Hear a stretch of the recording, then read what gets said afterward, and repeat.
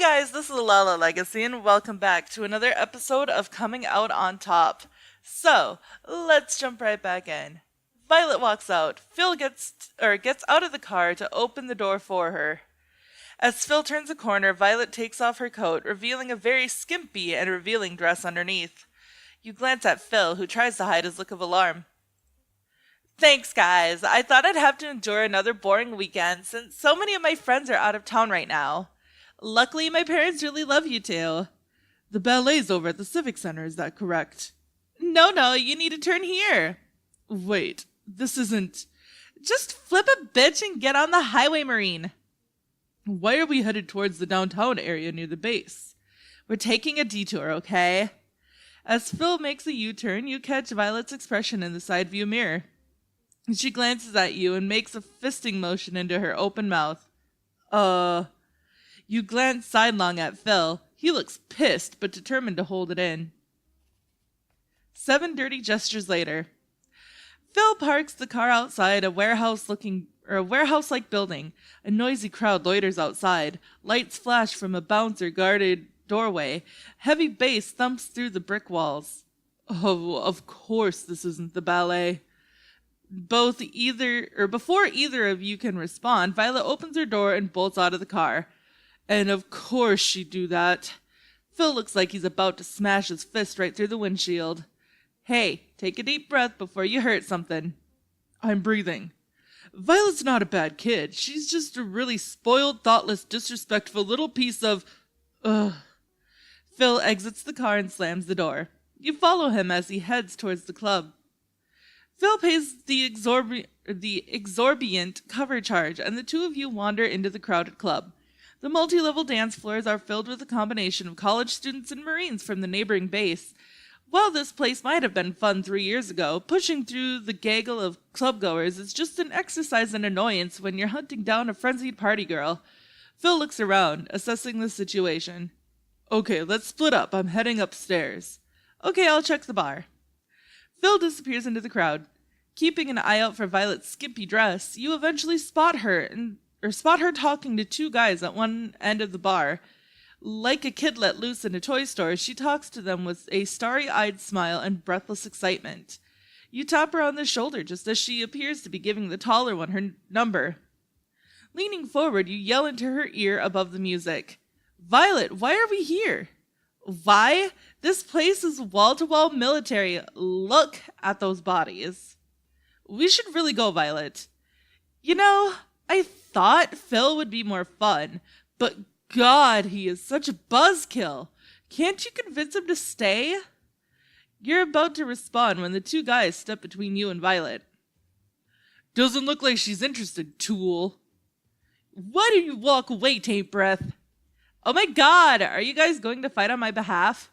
Because that's always been a fantasy of mine. Not helpful, Violet. Phil steps in beside you. Violet, let's go. Don't tell me what to do. I want to party with these guys. Holy shit, Healy? What in fuck nation are you doing here? I thought you were busy helping your daddy this weekend, and that's why you got permission to sign off without a buddy. Damn, Healy. Had no idea you were such a sneaky goddamn liar. Nice job getting away with it. Don't worry, I won't turn your ass in. I'm not getting away with anything. I'm not here to party. I'd believe you if you weren't standing in the middle of a fucking dance club. Violet, let's go. You deaf, Healy? She wants to party with us. No way. She's going back to her parents. Like hell I am. I just got here. For shit's sake, Healy, fucking relax for once. Party with us and stop being such an uptight asshole.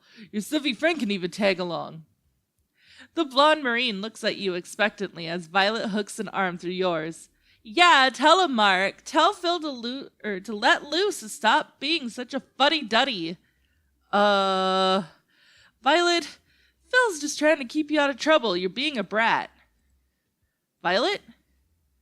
That's the meanest thing anyone's ever said to me. She burst into tears. Nice job, dork. Is this how you get off by making girls cry? Wait, no! Come on, Violet, let's go to the ballet. I don't want to go to the stupid ballet, I just want to leave. Phil sighs and guides her towards the door. I don't know about Healy sometimes. I've got my suspicions about that one. What the hell are you looking at, cake eater? Reluctant to give them an honest answer, you follow Phil out of the club. Phil unceremoniously drops Violet off at her parents'. She flips both of you off as she disappears into the building. Phil sighs as he drives you home. Of course I'd run into Zelinsky and Cuts in there. Just my luck. You worried they'll try to start something? Physically, no. But if I do fight them, I'll be written up once it gets back to base. Here's the thing about recon. You're required to have a spotless record to even be considered. God help me, just a few more weeks.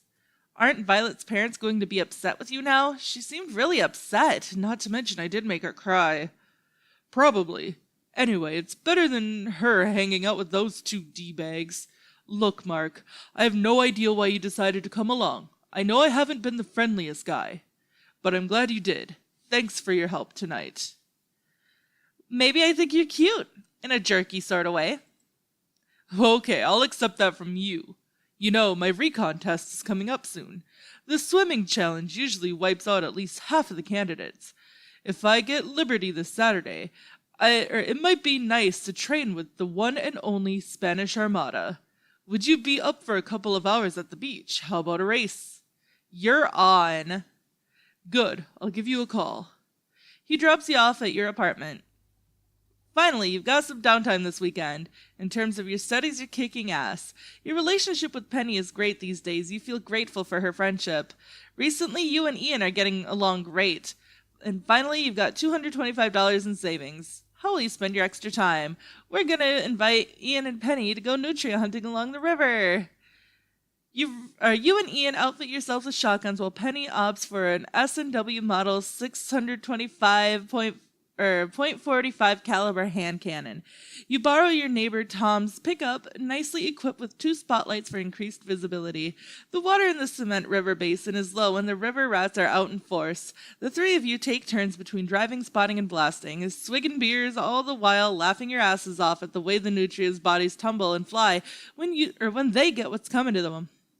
By the end of the hour, the pickup bed is packed tight with dead varmints. The final kill count winds up with you at 32, Ian 28, and Penny with a staggering 47. Your relationship has improved with both roommates. Whew, things are starting to get crazy with school. You've got midterms this week. You haven't got much time for anything else. It's time to buckle down. Monday night. You're making a triple banana sundae for yourself when you get a text from Phil. Hey. I've got a few hours off in my dad's car tomorrow. There's this cool spot that I think would be good for a race. You still up for a swim? You give it some thought. You've got little time for anything else outside of school. If you say yes, you're going to have to drop other upcoming engagements and jobs. Sounds fun. I'll be there. You confirm the place, a spot about a mile from the base. Although you're not in bad shape, you feel a bit nervous thinking about Phil's super amazing body and peak physical condition from weeks at boot camp and infantry school. You certainly don't feel as trim as you did in high school. With a heavy sigh, you remove the cherry from the top of your sundae. Wednesday night. Penny's given you a beta version of BroFinder to check out. You take your phone with you into the bathroom. She's even built a prototype Babe Finder app too, huh? Whoa! You're surprised to see users with accounts. Some of them even have profiles. You decide to take a look. You poor innocent beta testers, testing for Penny. You have no idea what you're in for. Okay, we already know this. Let's look at that. Look at that. Yep. We're good. Okay. Whoops, though the babes look fun, the bros unsurprisingly catch your attention. Well, hello there. Hee, I wouldn't mind meeting him. Damn! Maybe I should message this guy. Or this one. Oh great, the app isn't working yet. Welp, I better hop in the shower. As you stand naked in the hot spray, your mind keeps wandering over to the guys from the app. You can't seem to get your mind off of them as you soap yourself. And we already know all this thing. Yeah, he's just, yeah. You get through your midterms. You're sure you aced all your midterms. It was that easy. You'll only be able to rest easy for a night or two, though. You have a paper coming up. Saturday. You wake up a little after 10. You start to get ready for your trip to the beach. Ian walks in as you're taking off your shirt and changing into your trunks. Whoa, knock maybe? Whoa, yourself, where are you going? Phil needs a swim buddy today. But never mind that, what the hell happened to your abdomen? Got this in the mail yesterday, check these puppies out. He preens in front of you. What is that, body paint? Spray on abs, dude! All that junk about having good eye contact and conversational skills. What a bunch of BS. You want a leg up on the dating scene? All you gotta do is spray these on and stare straight ahead. As you reach over to touch his artwork, Ian dodges your hand. How about you keep your hands to yourself, dude? They're still drying. I gotta touch these up a little more, then use Penny's blow dryer to help them set. Once they're dry, they're 100% waterproof. You hear the blow dryer blasting in the bathroom. After a minute, the blow dryer shuts off. You hear Ian mutter, "Looking damn good, buddy," and then head back to his bedroom. Just no. Phil picks you up. He smells good and looks even better in his t-shirt and jeans. You try to keep the conversation casual and breezy despite feeling lightheaded and nervous. You try to steady your nerves as he drives. After all, it's just a hot, super fit Marine that you're about to get shirtless with sitting next to you. No pressure. You're starting to worry about how badly Phil is going to beat you. God, I feel so out of shape right now. You do? You can't help it, but you feel a surge of hope. Maybe, just maybe you'll win today's race. Recently, I don't have time to swim. Every day, I'm only getting in a 5-mile run, 30 dead hang pull-ups, and 100 sit-ups. You know, I'm sure you'll be fine. Holy shit! It's a beautiful sunny day. The water is unusually calm. Phil's body causes you to suck in your gut and stick out your chest a little. You take off your shirt. You ready to do this? I am ready to redeem my honor. See that rocky outcrop behind me? It's about 1,000 yards out, to the rock and back. Let's get warmed up. Out of the corner of your eye, you watch Phil stretch. Your eyes meet and you both grin, embarrassed. The water feels cold but good. After 10 minutes, you start to feel comfortable. Phil begins to strap on a pack. Really? A flotation device? I'm supposed to train with my gear on. You get to your position near the shore. Go! Phil surges ahead by several yards. You're off to a slow start, but you gain the necessary momentum. Take slow, methodical breaths. You fall into your familiar rhythm, pushing hard into each stroke. You're not used to swimming in open water and realize that some of your old techniques could use some tweaking. For one thing, there's no line to follow beneath you. You need to make sure the outcropping stays in sight. Lift your head just high enough to see your target and minimize fatigue. I'm gonna kick his ass. As you start to close the gap between you and Phil, your growing confidence propels you forward. Aw, yeah. You're elated when you reach the outcrop and execute a flip turn before he does. Despite the fact your muscles are screaming from pain and your lungs feel like they're about to explode, you make a final push for the finish. Just when you feel like you can't advance another inch, you reach shore. You collapse onto the sand, gasping. You're exhausted but elated after your hard-fought victory. Phil rests beside you, regaining his breath. Congrats, nice win. Don't be too crushed. I did play water polo after all. Phil unceremoniously opens his rucksack and dumps out a sandbag-like object. You were swimming with a weight? Well, yeah, it's for training. You know, I was relishing in my victory for almost 10 seconds there. Sorry.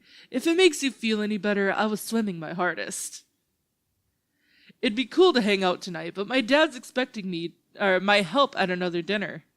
I'll call you the next chance I get. Maybe we could do something next weekend. I can't believe you beat me. Well, you know, I am the Spanish Armada. Pre-1588. He drops you off in front of your apartment. You smile at each other before he drives off. Your stomach gets all jittery and weird again, but in a good way. Whew, you finally got some downtime this weekend. In terms of your studies, you're kicking ass. Your relationship with Penny is great these days. You feel grateful for her friendship. Recently, you and Ian are getting along great. And finally, you've got $135 in savings. What will you do with your extra time this weekend? You know what? Let's just,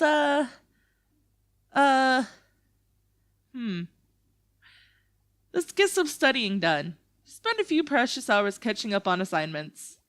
You have a major paper due this week. Thursday night. You're fixing yourself a bowl of cereal for dinner when Phil texts you. So, about those plans this weekend. You decided staring death in the face was passe? Yes, I thought we could keep things simple and go to a sports bar instead. I know it's not nearly as exciting, but the place has killer sliders. I can't hang out for too long because I've got duty at 100. But I'd still like to see you. Sure. Sounds awesome. Cool. I'll pick you up at 2,000 hours. Or 2000. I don't know how they speak. Whatever.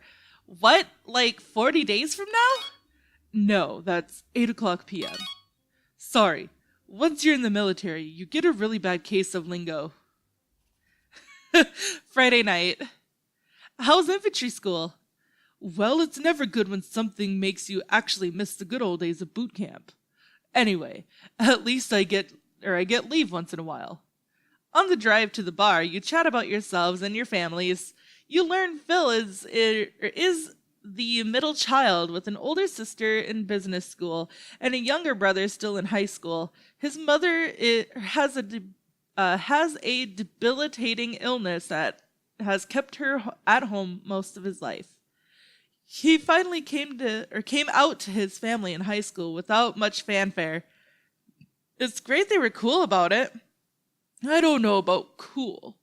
My mom wanted me to promise I'd have some kids before she, quote, takes a dirt nap.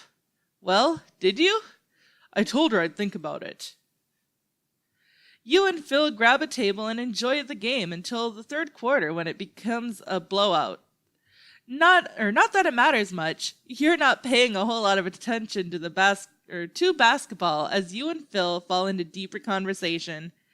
Phil seems to know a lot about everything. He's one of those guys with whom you feel like you can never run out of interesting stuff to talk about. I don't think I've met anybody who had such detailed knowledge of the second phase of the Peloponnesian War. My dad's office was always crammed with military history books. I'm a bit of a trivia nut too. It's almost too bad we're at a bar tonight instead of next weekend. They've got a trivia night going on. Cash prizes too. I wouldn't mind coming back. These sliders are awesome. You know, I'm sorry I came off a little harsh when we first met, Mark. Boot camp really does a number with your head. 12 grueling weeks of pushing yourself mentally and physically. It can make some of us feel a little high and mighty, maybe a little contemptuous of civilians when we graduate. Yeah, you guys are broken down and built back up. Weakness is pain leaving the body. You have the motto backwards, but I appreciate that you understand. He takes a sip of his drink while gazing at you, smiling. You feel your stomach drop when Phil stops smiling and glares hard at something behind you. You look up to see two familiar faces. Oh, God. Healy, what the fuck are you doing here? Is this how you're helping out your dad? Actually, I'm here trying to relax. Well, fuck. You guys should join us then. Let's make this a 4-man pussy patrol. Not interested. No? We offer you the strategic advantage of our combined forces and you're not interested? Forget it, Zelensky. There's obviously something going on here that Healy doesn't want to discuss. No, hold on. I want to know why any straight Marine on leave wouldn't want to be getting a little pussy. The math doesn't add up, does it? I don't believe it does. We've got one dude plus one dude minus the desire to fuck some lovely ladies. That adds up to, let's see. Carry the one, subtract the vagina. Yeah, pretty sure that adds up to homosexual. I concur, my young man. Your arithmetic is impeccable as always. I always fucking know it. Oh yeah, how? Remember at boot camp in the shower when they packed all us recruits in like a bunch of sardines? What the fuck are you jabbering on? Or what the fuck are you jabbering about? You finally fessing up? You dipshit. There's no test you can give to figure that out. Don't be coy, Healy. See, Zelensky, what you gotta understand here is that Healy dreams about cocks all day long. Oh shit, really? Bet he likes them big and uncut just like my own. I bet he fucking does. In fact, I bet he's addressing me with his eyes right now. Imagining me as I kneel behind him and gently ease my tongue between his cheeks and lap his tight, aching butt, and rotate my tongue in his hole, lapping its sweet essence. That's, well, yeah. While I reach both hands around him and squeeze his manhood with a firm, loving grasp. Gutson?